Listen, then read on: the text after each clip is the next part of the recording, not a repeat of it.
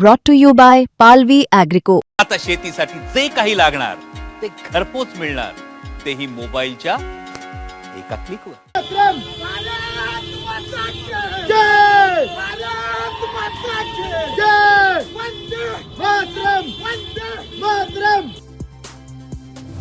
सैन्यात भरती झालेल्या मित्राला खांद्यावर बसून गावभर मिरवल्याचा एक व्हिडिओ सोशल मीडियावर चांगलाच व्हायरल झालाय।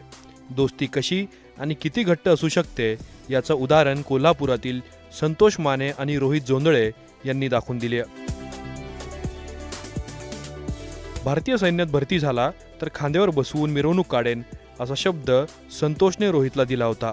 तब्बल 17 वेळा भरतीत फेल झाल्यानंतर 18व्यांदा रोहित सैन्य भरतीत यशस्वी झाला आणि मग दिलेला शब्द पाळत जिगरी मित्र संतोष माने याने रोहितला खांद्यावर घेत कोल्हापूर शहरात भव्य मिरवणूक काढली।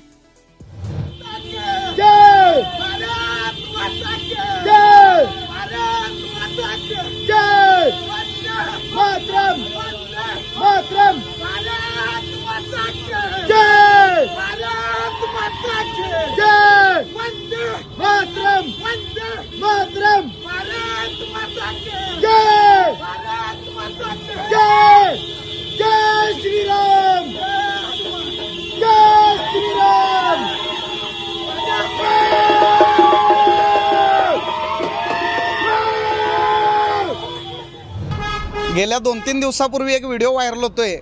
तो म्हणजे एका मित्राला खांद्यावरती घेतलेला आहे आणि गावभर मिरवणूक काढलेली आहे। तर तो माझा जिवलग मित्र रोहित राजेंद्र जोंधळे, तो मराठा 109 TA मराठा बटालियनमध्ये भरती झालेला आहे इंडियन आर्मीमध्ये। गेले 17 भरती त्यानं दिलेल्या आहेत आणि 18व्या भरतीला तो पास झालेला आहे।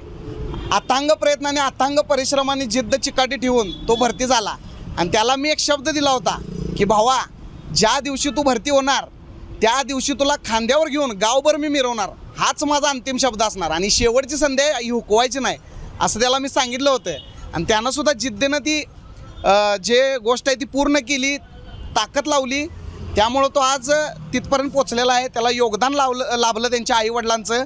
त्याचे वडीलसुद्धा एकदम सर्वसामान्य घराण्यातून रिक्षा चालक आहेत, त्याच्या आईचं योगदान त्याला लाभलं आणि सगळ्यात महत्त्वाचं, ज्या दिवशी त्याचं सिलेक्शन झालं त्या दिवशी त्याची आई ICUमध्ये होती आणि इकडे त्याचा निकाल लागला होता। म्हणजे एका साईडला दुःख होतं आणि एका साईडला आनंद होता। अशा पद्धतीनं खूप संघर्ष त्यानं अनुभवलेला आहे, खूप कष्ट घेतलेला आहे। 2014 पासून आम्ही एकत्र आहे। जवळजवळ मी सुद्धा 7 भरत्या दिलेल्या आहेत, 4 TA बटालियनच्या दिल्या, SRPFला दिल्या।